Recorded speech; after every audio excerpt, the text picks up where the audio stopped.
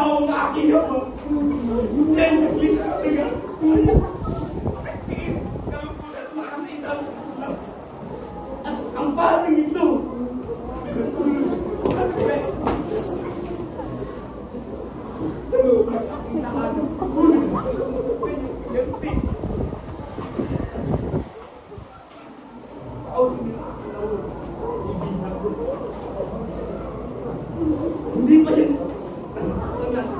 Hindi pa yun naging sapat sa kanya. Pati ang libingan ng aking ama ay kanya ginamagay. Ay patuloy pa rin ngayon. Patuloy pa rin ang pagkahamak, pang-alipusta. Kayong may mga